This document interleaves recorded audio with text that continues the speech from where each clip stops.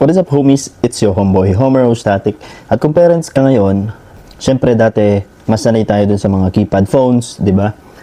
Yung sino yung mga, yung mga batang 90s na nasa 30s na, late 30s, o kaya late 40s na may mga anak na medyo nahihiya na silang mag-aral ng mga bagong bagay, no? At medyo sanay tayo dun sa mga gamit natin dati, yung mga keypad phones, di ba? May mga budget phone naman ngayon na keypad pa rin. So, nakikita ko, yun pa rin yung ginagamit ng ibang mga parents natin, no? Homies, nasa digital age na tayo ngayon. Kasi 'di ba, digital age na tayo, computer age na. Mas maganda nga kung lahat tayo computer literate, no? Marunong tayong gumamit ng PC, o kahit yung mga basic na commands lang, pwede kaya natin mag-browse, 'di ba, sa computer. O kung meron kayong mga anak na gumagamit ng iOS o kaya mga Android phones, homies natin mga parents dyan, no? Huwag kayong mahihiya, magpaturo kayo sa kanila, kahit yung mga basic muna, di ba? Yung mga basic muna, pag-aralan natin. Kasi, mapag-iiwanan talaga tayo. Yung mga keypad phones, huwag nyo nang gagamitin yan. Luma na yung mga yan. Outdated na yung mga yan. Kailangan maging eager tayong matuto ng mga bagong bagay. Learn new things, no? Learn new skills.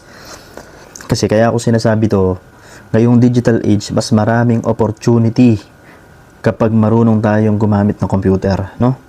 Kapag marunong tayong gumamit ng mga Android phones, iOS, di ba nga, AI na nga ngayon di ba?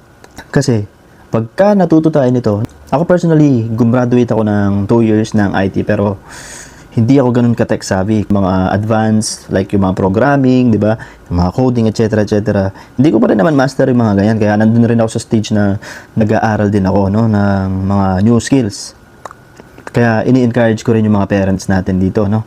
Mas maraming window of opportunities yung magbubukas sa'yo. Ito na yung bagong meta ngayon. Ito na yung bagong kalakaran ngayon, no?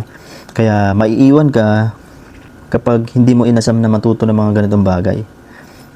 May mga nakikita nga ako, di ba, nandun na sila sa mga late 40s, early 50s, tapos nag-a-apply sila ng mga BPO call centers, di ba, basic typing lang, basic typing, tapos basic English. Pag na-hard sila, napasa sila sa mga interview, di ba, mas malaki yung kita, mas malaki yung cha-ching. Mas malaki yung kita, mas matutugunan natin yung mga, mas makakapag-provide tayo sa family natin, di ba? Yung mga needs natin, mabibili natin. So, gawin natin tong stepping stone, no? Para matuto ng mga bagay. Huwag kayong mahihiya. Magtanong kayo na magtanong. Pabalikan nyo tong video na to, sasabihin nyo, tama si homie, tama. Yun lang, homie, sana may natutunan kayo, and let me know your thoughts in the comments. Sayonara.